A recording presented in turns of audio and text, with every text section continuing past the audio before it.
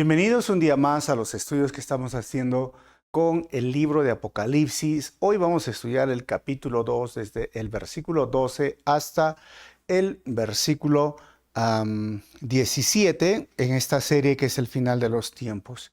Y el título de esta enseñanza es El mensaje de Jesús a la iglesia mundana.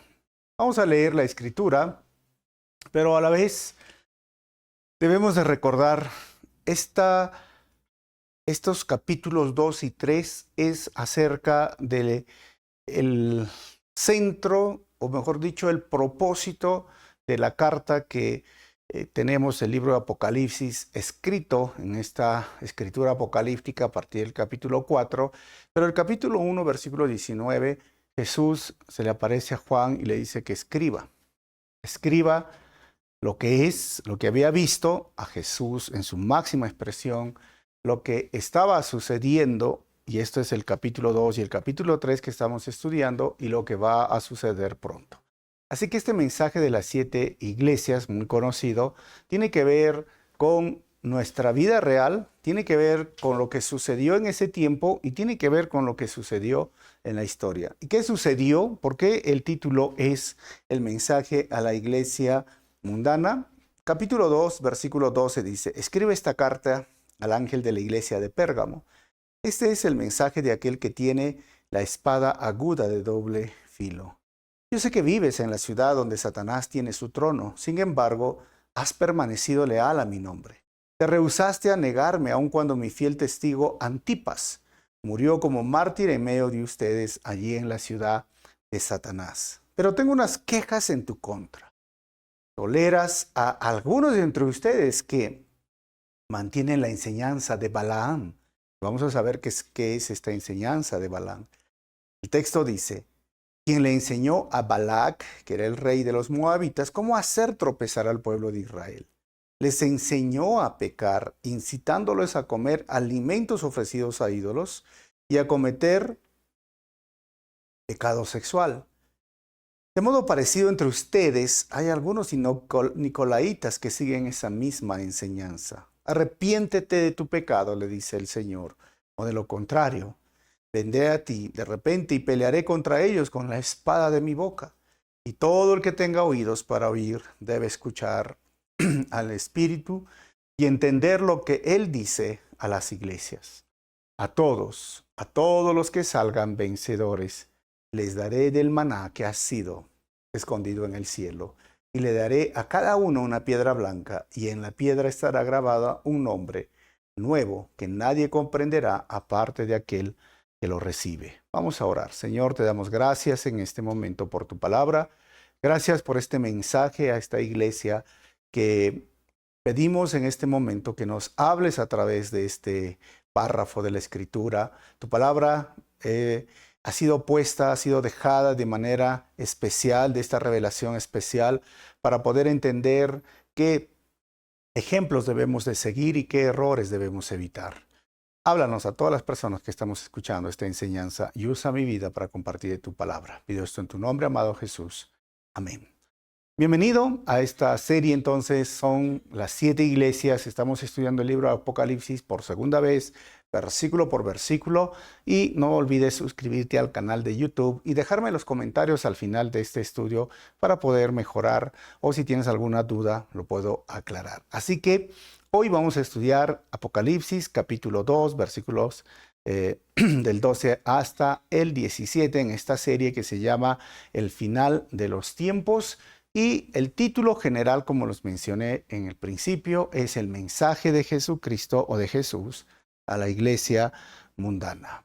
Hemos dicho que también podemos interpretar un periodo de la historia de la iglesia que data del año 313 al 590 después de Cristo. Esto es muy importante recordar.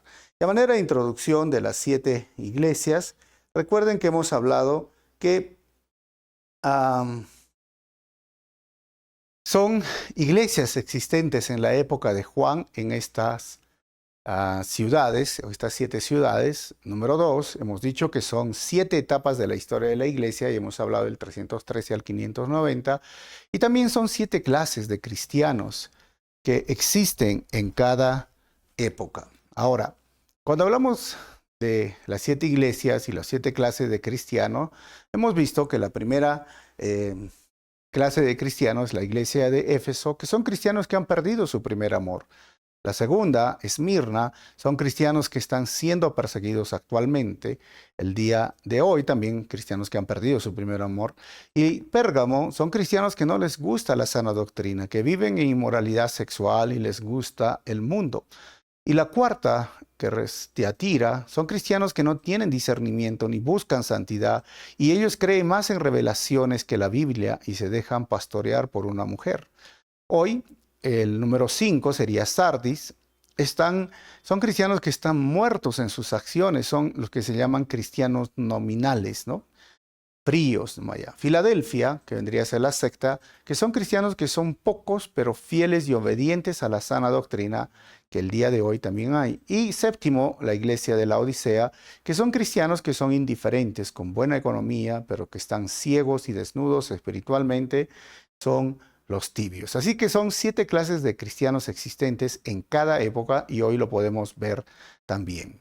Y como les mencioné, y está marcado, si estás viendo este estudio, Pérgamo, la tercera ciudad, que el día de hoy en este recorrido de las 7 iglesias lo podemos ver en Asia Menor, frente al mar Egeo. Ahora, si decimos que es una iglesia en esta época, la iglesia de Pérgamo, recuerden primero que fue una iglesia en esa época que se dejó de seducir por prácticas paganas.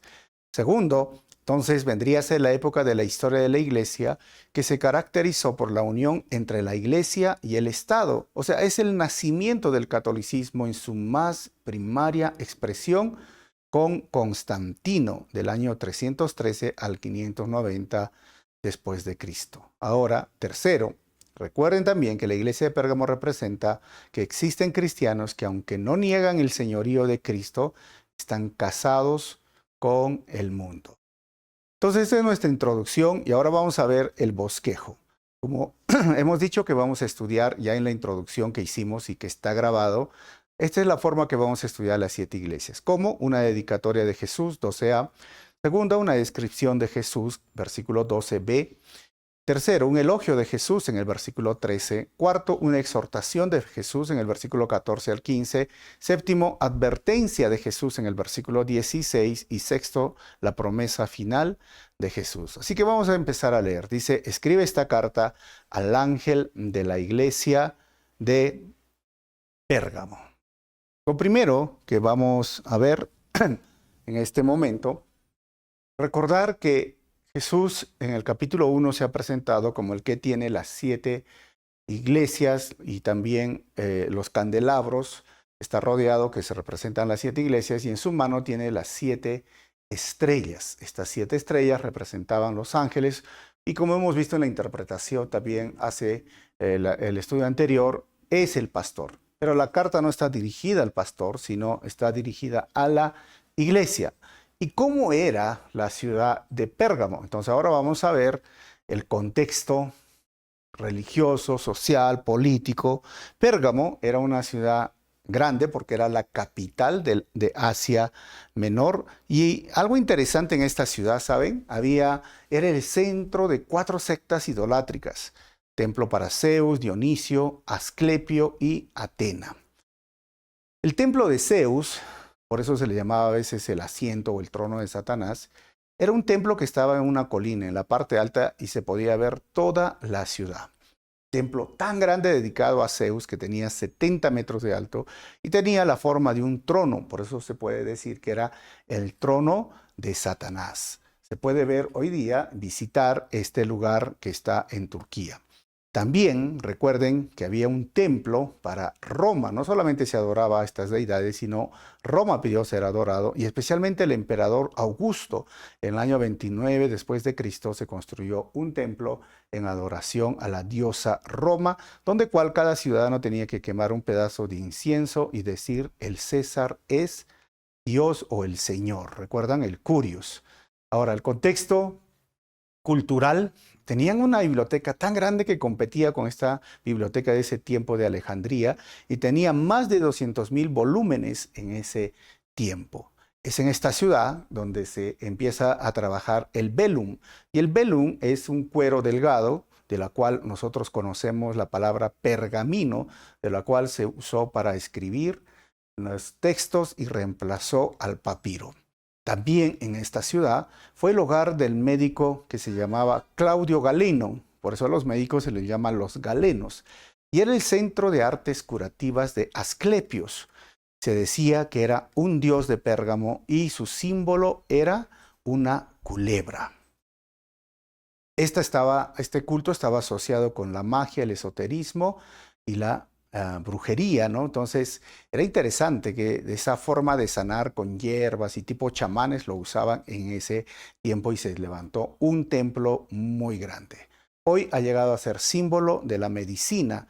El Colegio de Médicos lo usa y las farmacias. A Asclepio, y para los romanos era Esculapio, ¿no?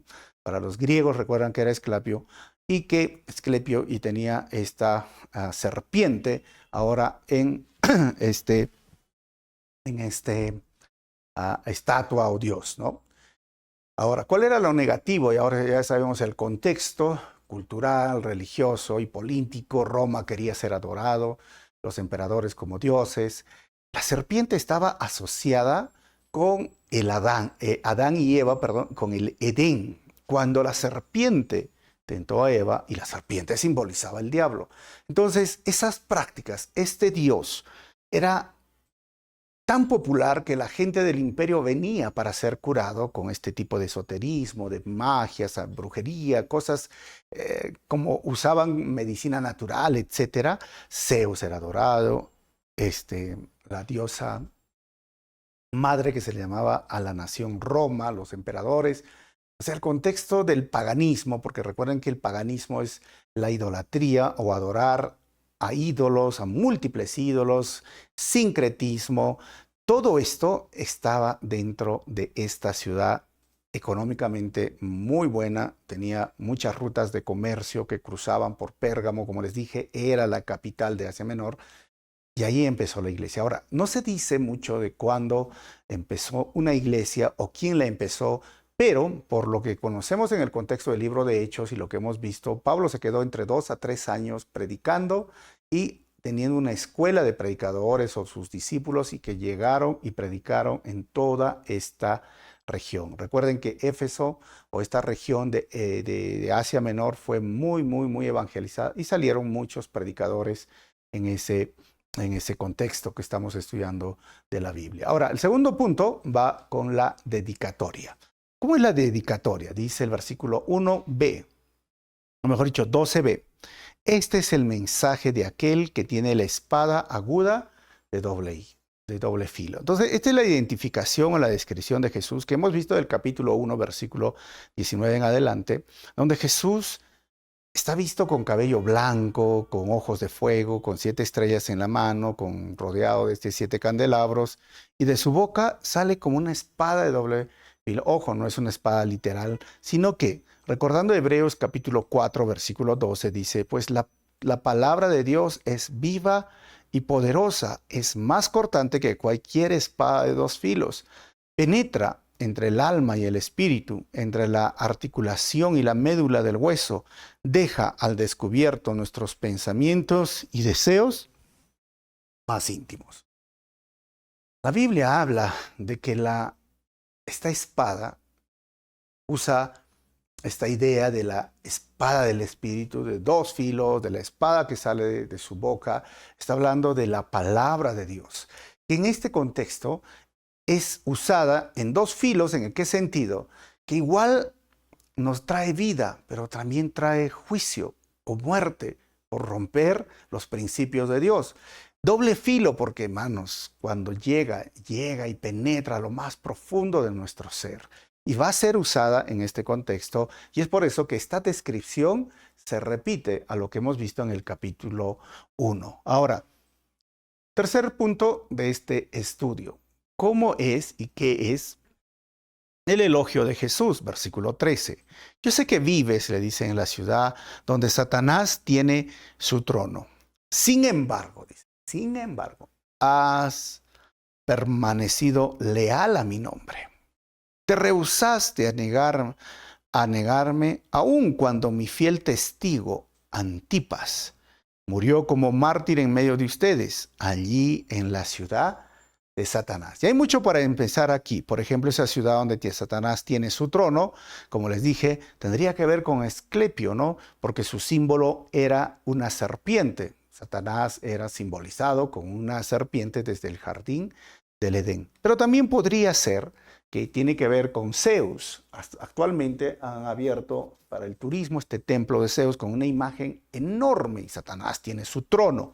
Puede ser esta, pero también puede ser la otra interpretación, que recuerden que había una secta local de judíos llamada la Concilia, que en los versículos anteriores le llama sinagoga de Satanás. Y ellos adoraban al emperador quemando incienso y decían que el emperador era el Curios, el Señor, y obligaron a que los cristianos lo hagan. Fueron los que promovieron y animaron al Imperio Romano a que los cristianos tengan esta práctica. O puede ser, como les dije, ¿no? Que la ciudad tenía una forma de un trono, de un asiento para el dios Zeus. Sea cual sea, nosotros creemos que todo eso era una ciudad dedicada a Satanás. Ahora, te rehusaste a negarme aun cuando mi fiel testigo Antipas murió como mártir en medio de ustedes. Este término testigo también puede significar, como estamos viendo, mártir. ¿Por qué? Porque la palabra en el griego es mártur. Pero, ¿cómo es que fue mártir este Antipas? Tertuliano dice que Antipas fue asado en un toro de bronce. En ese tiempo había el toro de Falaris, que una persona prisionera lo ponían en el estómago, si tú estás viendo este estudio, y prendían fuego. Y esta es la forma que fue asesinado un hijo de Dios como tú y yo, por eso fue mártir, Antipas. Y recuerda esto, hermanos, Jesús siempre dijo que seguir a Él es tomar su cruz cada día. Y la cruz siempre fue sinónimo de muerte física, pero sinónimo de victoria eterna. Antipas creyó en Jesús. Antipas fue un seguidor de Jesús. Y tú y yo, si somos seguidores de Jesús, debemos recordar lo que el Señor exigía o demandaba en su mensaje. Si quieres venir en pos de mí, si quieres ser mi discípulo, si quieres seguirme, ¿sabes? Niégate a ti mismo. Toma tu cruz y sígueme. Y cuando los ciudadanos romanos miraban a una persona que estaba llevando su patíbulo o la cruz, todos lo miraban y decían, este es un muerto en vida. Y así es como debería de verse un cristiano, muerto en vida, muerto a los placeres del mundo, muerto al pecado, muerto a los deseos pecaminosos, muerto a una sociedad que cada vez más corrupta. ¿Y esto qué significa? Yo vivo para Cristo con los estándares del cielo, con los valores del cielo, con los valores de la Biblia, y soy diferente a lo que es el mundo. Recuerda que tú y yo somos la sal de este mundo y no somos el azúcar de este mundo. El mensaje siempre fue el mismo. Juan el Bautista predicó, arrepiéntanse, dejen de hacer lo malo. Jesús dijo, arrepiéntanse, el reino de los cielos ha llegado, arrepiéntanse. Pedro predicó en Hechos después del Pentecostés, ¿qué debemos hacer? Dijeron los judíos, arrepiéntanse, dejen de hacer lo malo. Y Pablo predicó siempre este mensaje. Nunca fue la idea de los mensajes hoy día, vamos a poder cambiar para hacerlo más atractivo el cielo. Que hablemos de amor. Oh, Dios tiene un plan maravilloso para ti. Y Dios quiere sacarte de esa infelicidad. O sea, esos son los beneficios. Eso está mal, entiéndeme, pero eso nunca fue el mensaje. Sí, como estamos viendo ahora, un mártir, un testigo, y Jesús fue un testigo. Y Jesús nos llama a ser testigos. Van a recibir poder del Espíritu Santo para ser testigos en su propia ciudad, en la ciudad que viene, vecina, en el país y el mundo entero. Vamos a ser mártires. Yo ya no vivo para mí, como decía Pablo, yo vivo para Cristo. Ese debe ser el pensamiento, la filosofía cristiana, bíblica. Ya no vivo para mí, vivo para Cristo, porque he muerto, porque todos los días tomo mi cruz. Ahora, el cuarto punto Cuarto punto tiene que ver con la exhortación de Jesús en el versículo 14 y 15. Y ojo, presten atención a esta exhortación. Dice, pero tengo, sí hay mártires, sí hay personas que han sobrevivido, pero tengo unas cuantas quejas en tu contra.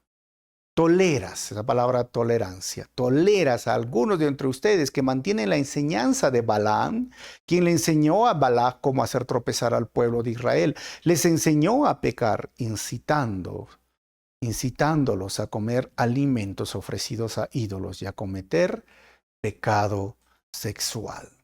Lo primero de su queja es que toleraban a un hombre que les enseñó desde el libro de Israel en Números capítulo 22, versículo 1, hasta el capítulo 25, son 3 capítulos, versículo 9, Balaam fue un profeta de Dios que se conoció con Balac, que era el rey moabita, y estaba yendo con su burro. ¿Y qué pasó? Cuando dice que toleras a algunos de entre ustedes, el Nuevo Testamento, hermanos, se refiere a su doctrina, a su error y a su camino. Todo esto engloba. Por ejemplo, el camino de Balaam, su camino está en 2 de Pedro 2:15, que su camino de Balaam era el de la codicia y del dinero. Los servicios de Balaam siempre estaban para venderse. A pesar de ser profeta, él aceptó dinero de Balac para maldecir al pueblo de Dios. ¿Y cuál fue su error? Judas 1:11. Él supuso equivocadamente que un Dios santo podría ser forzado a maldecir a un Israel pecador. ¿Y cuál fue su enseñanza o doctrina? Esto es lo que nos toca estudiar. Él sacó la conclusión correcta de que si no puedes maldecirlos, corrómpelos entonces mediante la inmoralidad y la idolatría. Ahora, Balaam se fue a maldecir porque recibió el dinero de Balac y se fue con su burro a la montaña más alta a maldecir al ejército, y un ángel se le detuvo. Y este burro, o esta burra, el burro no era tan burro, era más sabio que Balaam, y le dijo, no voy a andar. Y Balaam le pegó, el burro habló, le llamó la atención. Todos conocen esta historia, pueden verlo en Números, como estamos viendo. Y él no se quedó ahí, por eso burro, terco, ¿no? Como decimos, se fue a la más alta de la montaña a maldecir al pueblo de Dios, y cuando decía palabras de maldición, le salían palabras de bendición.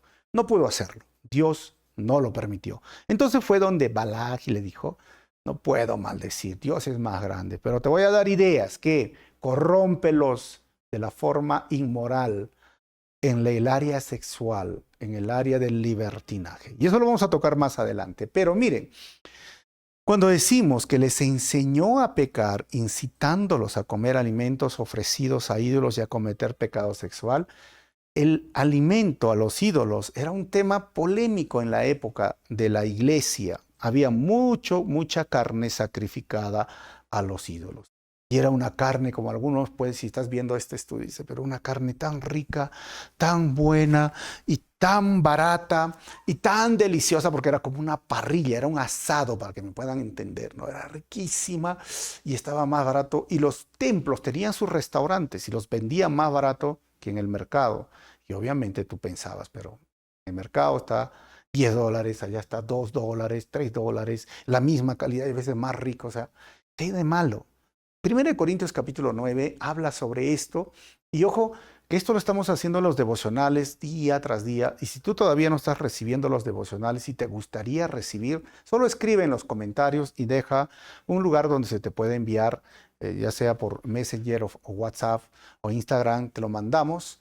Y ¿sabes cuál era el problema? Pongámoslo en términos prácticos. O sea, Pablo dice, sabemos que un ídolo no es nada. Y la carne ofrecida, si lo quieres comer, come, podemos comer. Libertad. Pero también Pablo dice, responsabilidad. La libertad cristiana versus la responsabilidad cristiana.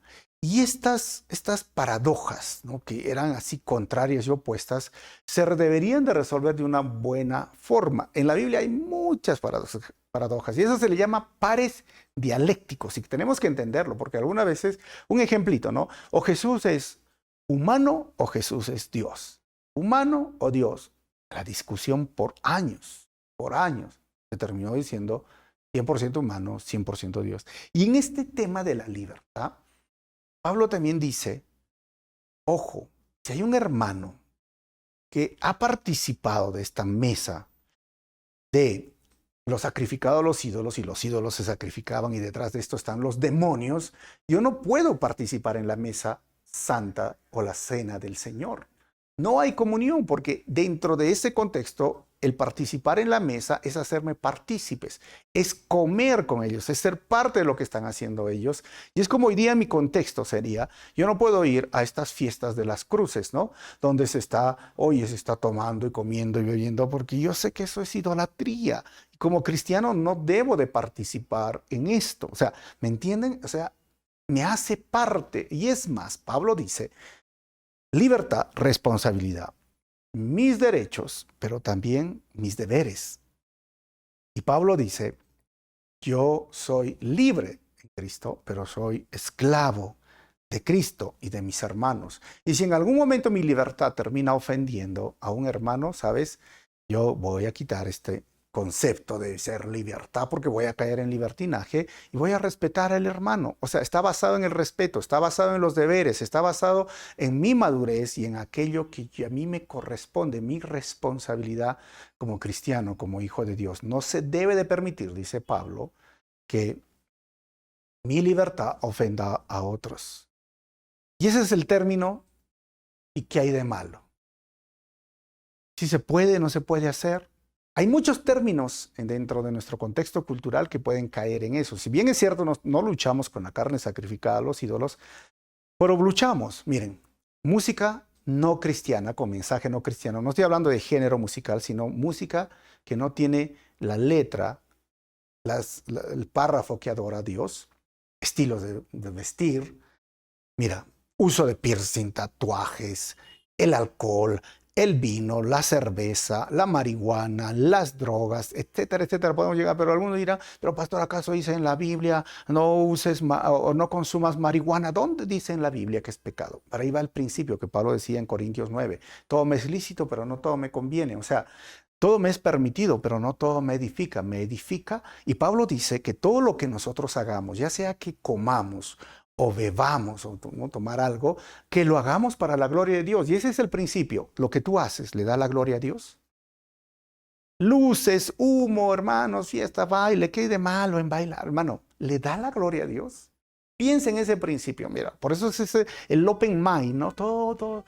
Es que ustedes son demasiado cerrados. A mí me han catalogado. Yo soy demasiado cerrado, soy legalista. Yo no considero que soy legalista, pero sí soy respetuoso.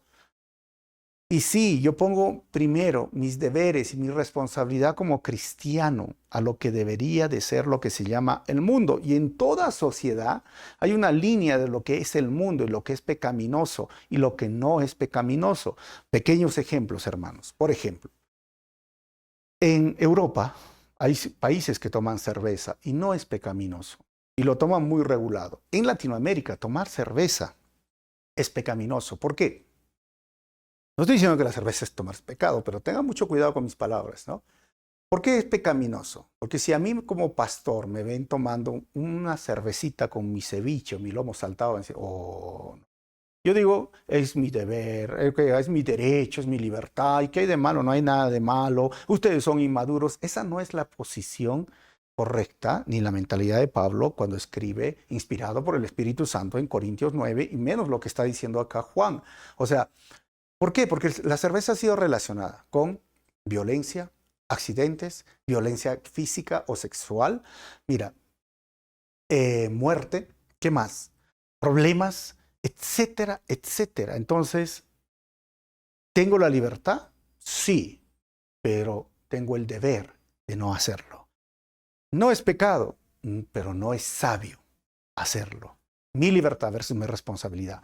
Pero ¿qué dijeron estos hombres que seguían esta doctrina de Balaam? Pero ¿qué hay de malo? Open mind, todo el mundo lo hace, no seas tampoco cucufato, santo, religioso, curita, ya te crees lo máximo.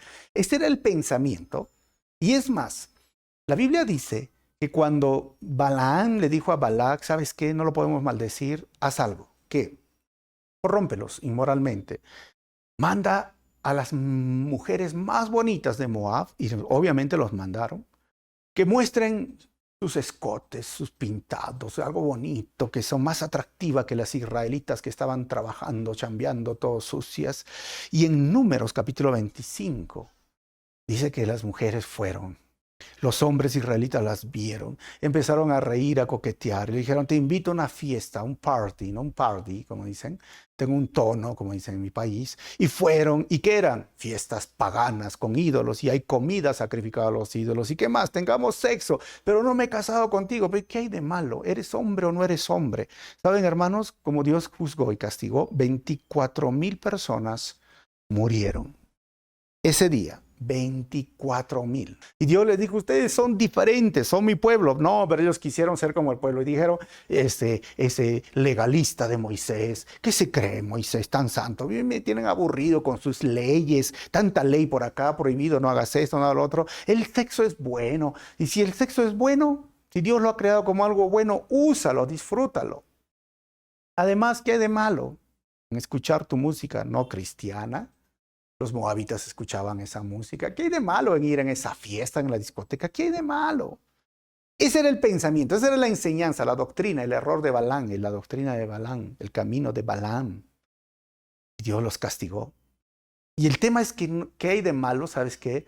Hay principios, hay valores. Si te llamas cristiano, tienes que seguir los mandamientos o la obediencia de Cristo. Por eso Jesús dijo, si me aman, obedezcan mis mandamientos. Y si eras del pueblo de Israel, tenías que seguir la ley dada por Dios para el pueblo de Israel. Eso era el tema. No es que, ay, ¿qué hay de malo? No, sino, ¿qué debo de hacer? Debo parecerme a Cristo, debo vivir en la santidad. Es como que hay una línea, ¿no? Yo no tengo que estar en la línea, un poquito cruzando, no, sino un paso atrás de la línea, porque mi deseo es reflejar a Cristo. O sea, hermanos, recuerden, no somos llamados a ser open mind. Somos llamados, sí, a libertad, mas no a libertinaje. Y somos llamados a ser la sal del mundo, no el azúcar del mundo. ¿Qué significa, hermanos? Que somos llamados para preservar en santidad y en los mandamientos de Dios. Imagínate una cucharada de sal. ¿Quién quiere ponerla en su boca y digerirla y tragarla o pasarla? Nadie. Pero ¿quién quiere agarrar una cucharada de azúcar y ponerlo a su boca y dice, yum, yum, qué rico, quiero más, dame más? Ese no es el cristianismo. Ese no es el mensaje del Evangelio. Eso no es la palabra de Dios. Es difícil de digerir, pero me trae vida, sanidad interior. Pero lo que ofrece el mundo, eso me hace daño. Es como el azuquitar y ese es el pecado. Y tristemente hay algunos cristianos que quieren parecerse al mundo. Y la Biblia dice que si te pareces al mundo, llegas a ser enemigo de Dios. No somos el azuquitar, el azúcar del mundo. Somos la sal para preservar este mundo. ¿Y para qué más? Para darle sazón, para darle vida. La sal tenía un propósito muy especial en ese tiempo, hermanos, y tú y yo somos la sal que preserva, que da sabor, que purifica, que guarda de que se esté malogrando y pudriendo. Y es más, tiene un valor que hasta les daban del salario, su salario. Tú y yo somos la sal del mundo. Pero ojo, la sal no tiene sentido, no tiene propósito si está en el salero. La sal tiene que salir del salero. Por eso debemos seguir cumpliendo la misión de Dios. Predicar el Evangelio. Eso era el tema. Ahora, vamos a ver.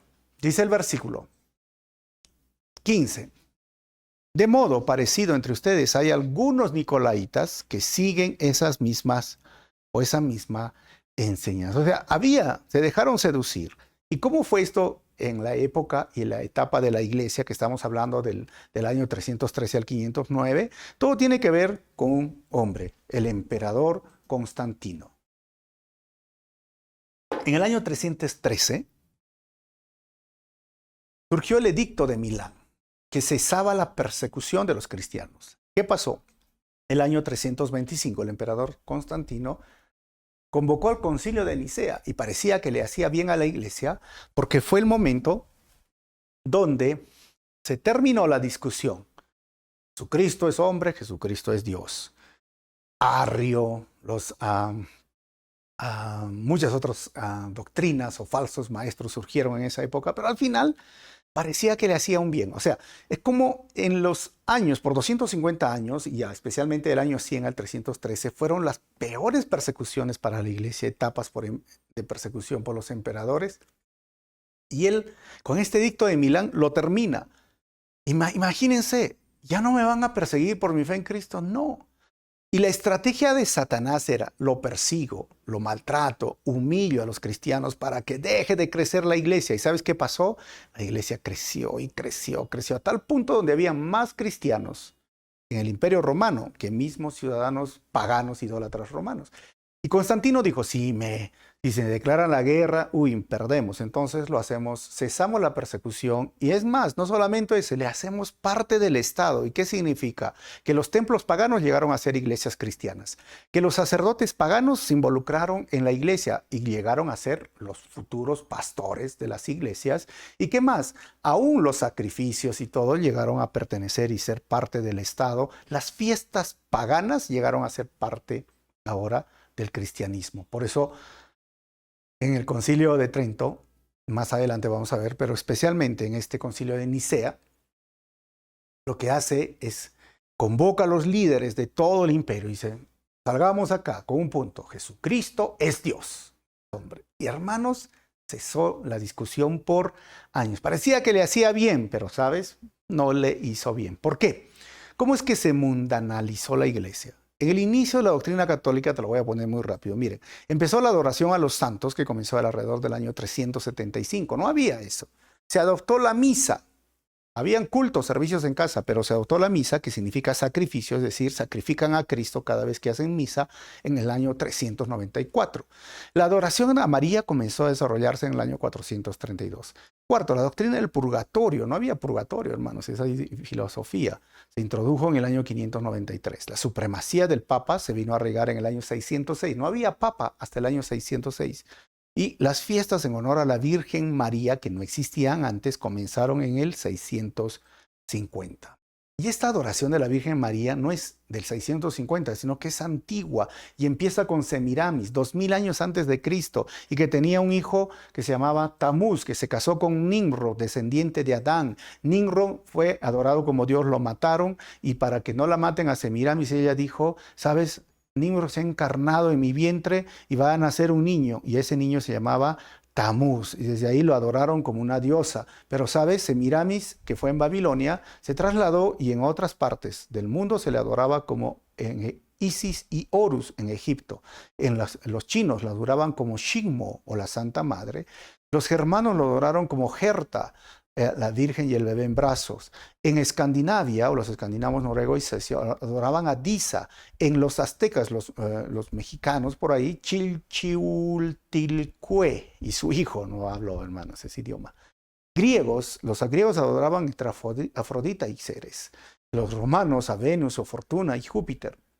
Los hindúes a Devaki y Krishna. Y en Asia Menor, los Acíbeles y Deoyus. Y en Canaán, en Palestina, empezaron a adorar a Astarot y Baal. Decían que Astarot era la reina madre y Baal. Y sabes, la reina virgen del cielo, supuesta esposa de Baal, en Canaán también era adorada. O sea, para que ustedes me puedan entender, cuando digo esta adoración de la madre y al niño no comenzó en este año 606, sino que fue antes. Simplemente Constantino y el Imperio Romano empezó a usar esta adoración de la madre y el niño para ponerlo ahora, entre comillas, cristianizarla, el paganismo. O sea, y voy a ponerte unas imágenes para que tú puedas saber un poquito más grandes de lo que estoy hablando. Por ejemplo, en Egipto, Isis y Horus. Ya existía esa adoración a la madre y al niño. ¿Y qué más? Hoy día que se llama la adoración a la madre y al niño de Virgen María y su niño Jesús, en esa época era Cíbeles y Deoyus. Ahora, en la China, los hindúes, los aztecas, todos lo empezaron a adorar. Y si tú estás viendo, puedes ver, ¿no?, que Gaia e hijo, Denfer y Core, Isis y Horus, María y Jesús fueron Kuan Yin e hijo en la China, el Chal Chiulticlue e hijo, y Parvati y Ganesha, aún en la India. Hermanos, Todo eso comenzó a formalizarse como adoración. Y no solo eso, miren, la costumbre de besarle el pie al Papa empezó en el año 709. La adoración de imágenes y reliquias se autorizó en el año 788. No adoraban a imágenes hasta el año 700. Miren, la invención del agua bendita se produjo en el 850. La canonización de los santos se formalizó en el año 993. La fiesta de los difuntos, que no había antes, se introdujeron en el 1003. El celibato del clero se declaró en el 1074. ¿Qué más? El dogma de la infalibilidad del Papa se anunció en el año 1076. El rosario, no había rosario, hermanos, se introdujo en el año 1090. La doctrina de los 7 sacramentos se introdujo en el año 1140. La venta de indulgencias comenzó en el año 1190. La hostia, que era el pan, se sustituyó al pan en el año 1200. No existía hostia. El dogma de la transubstanciación, donde dice que la sangre se convierte, o mejor dicho, el vino se convierte en sangre, se adoptó en el año 1215. ¿Qué más? La confesión, porque antes no había confesión al cura, fue instituida en el 1215. La veneración de la hostia empezó en el año 1220.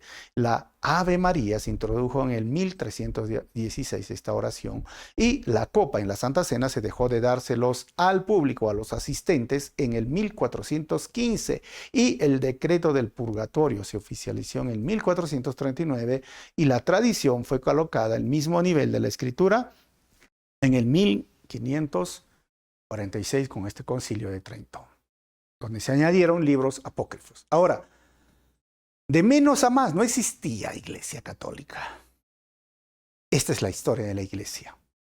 No existía papa, no existía curas, no existía confesión, no existía rosario, no existía sacramento, no existía agua bendita, no existía purgatorio, no existía misa a los difuntos, no existía. Y lo siento, si tú estás escuchando esto y tú dices, mira, pero a mí me enseñó mi abuelo, mi mamá, yo soy católico, católica. Mira, la verdad nos hace libres. Y ¿cómo sé que es verdad? Si es que tiene sustento bíblico. Si la Biblia lo dice, estamos obligados a hacerlo. Pero si es la tradición o es que así me enseñaron, hermanos, no tienes por qué hacerlo, amigo, amiga.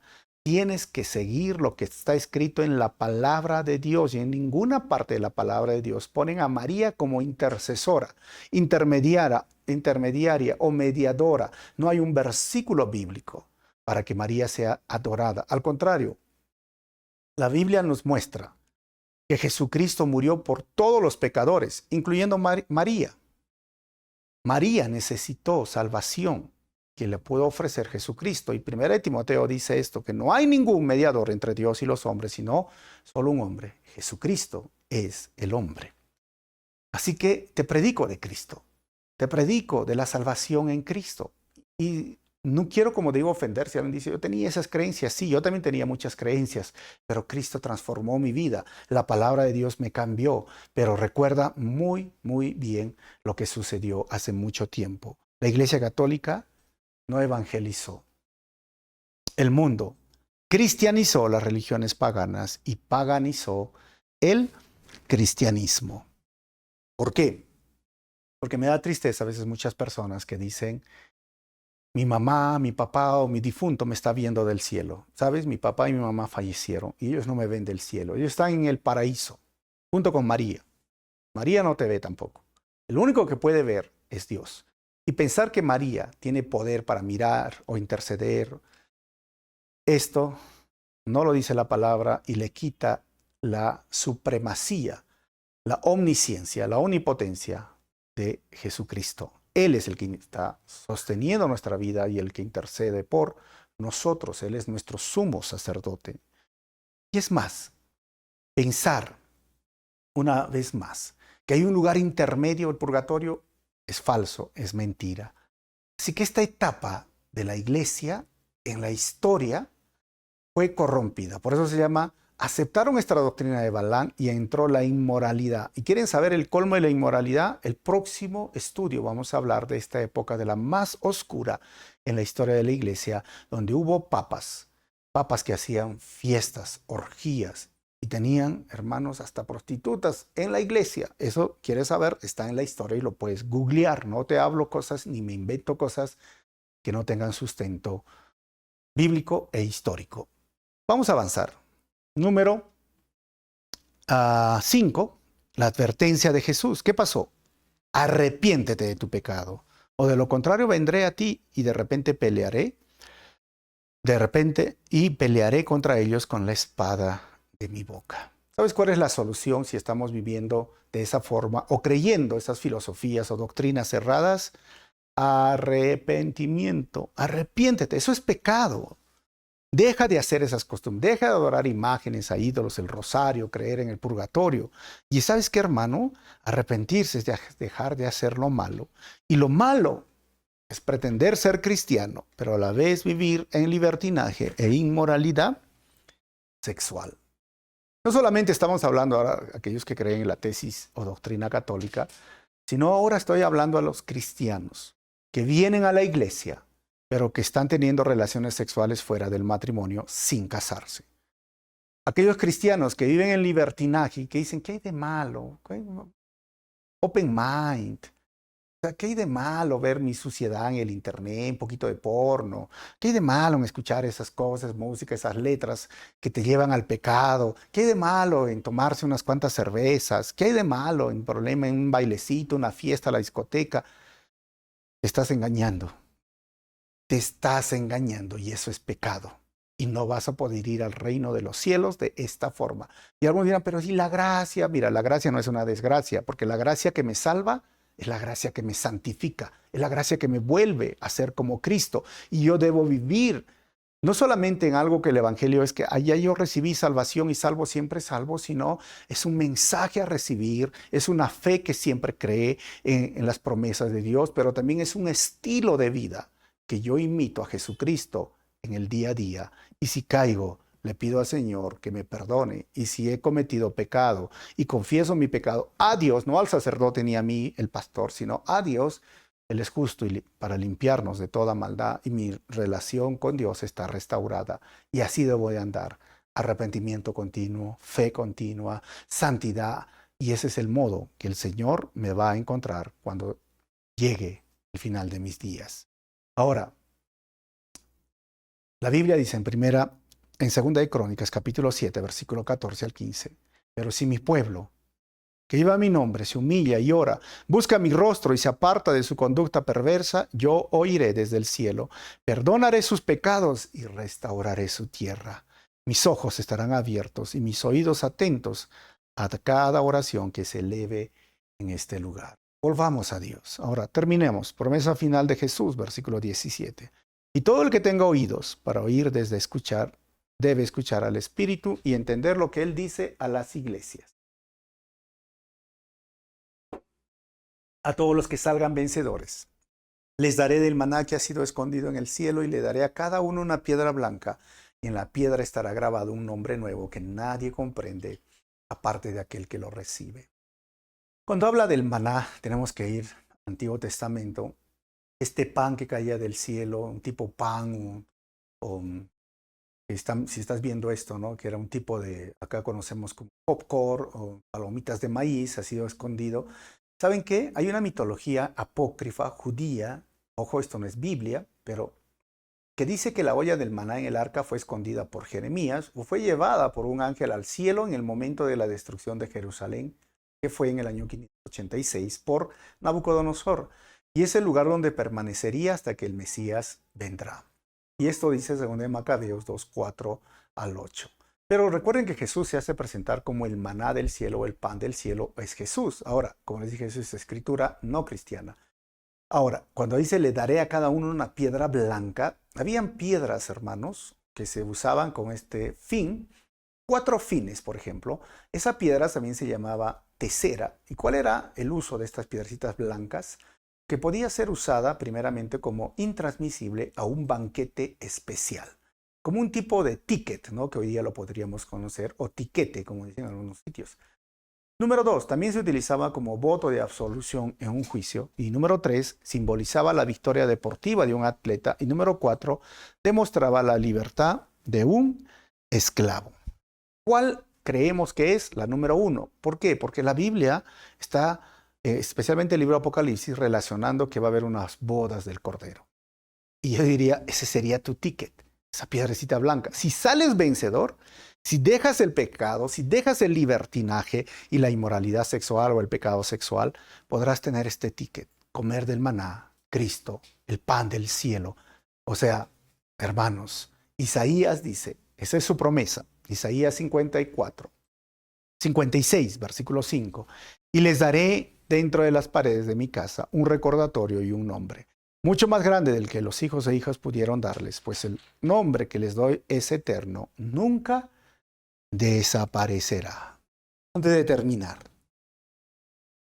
si sales vencedor, es decir, si tomas las decisiones correctas, y tú estás escuchando esta enseñanza, y conoces a alguien que necesita escuchar esta enseñanza, compártele. Pero si tú estás viviendo en libertinaje, pecado sexual, inmoralidad sexual, te estás dejando arrastrar por esas prácticas paganas, ocultas, porque el paganismo ya entró en la iglesia. Ya es difícil. Busca una iglesia de sana doctrina.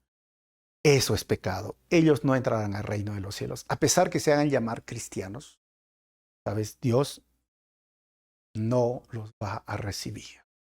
Vamos a terminar con 4 conclusiones. Lo primero es que la palabra de Dios tiene autoridad y es la espada del Espíritu. Lo que hemos visto el día de hoy. Y número 2, Jesús siempre presentó las demandas del Evangelio antes de las bendiciones de la buena noticia. Y número 3, tenemos libertad en Cristo, pero no para vivir en libertinaje o vivir en pecado sexual y pretender llamarnos cristianos. Y número 4, para poder comer del maná del cielo y recibir una piedra blanca grabada con un nuevo nombre, debemos vivir una vida santa y dejar el pecado. Vamos a orar. Señor, gracias por este tiempo. Gracias, Señor, porque ayúdanos a no ser como estos cristianos, entre comillas, de la iglesia de Pérgamo, que sí podían conocer la Biblia, cantar alabanzas, ir a la iglesia, asistir a la iglesia un domingo, pero vivían en libertinaje y vivían en pecado sexual o en inmoralidad sexual. Señor, que nuestros deberes sean aquello que resalten más que simplemente la libertad que tenemos en ti. Que podamos aprender a respetar al hermano, que podamos nosotros guardarnos en santidad, que podamos vivir, Señor, esa gracia que me transforma, es la gracia que me santifica, que podamos andar, Señor, conforme a tu voluntad día a día. Y de esa forma, tú nos vas a dar un nombre eterno, una piedrecita blanca. Disfrutaremos de esa entrada a las bodas del Cordero y estaremos contigo disfrutando de ese pan del cielo. No podemos participar de la mesa de la Santa Cena estando en pecado. Tu palabra misma dice que eso es pecado. No discernir el cuerpo de Cristo es participar de forma indigna. Por eso, Señor, ayúdanos a vivir una vida santa y una vida que te agrade a ti en todo lo que hagamos. Pedimos esto en tu nombre, amado Jesús. Amén. Solo quiero terminar, mira, ponle un like si te ha gustado esta enseñanza, deja tus comentarios, pero quiero preguntarte algo, ¿no? ¿Qué piensas de la iglesia de Pérgamo? ¿Crees que hoy hay iglesias que se parecen a Pérgamo y hay cristianos que se parecen a estos cristianos en la iglesia de Pérgamo? Y segundo, ¿qué te parece de Policarpo, no? ¿Cómo enfrentó y llegó a ser un mártir? ¿Qué crees de esta situación? No te olvides, es el próximo estudio, nos estamos viendo.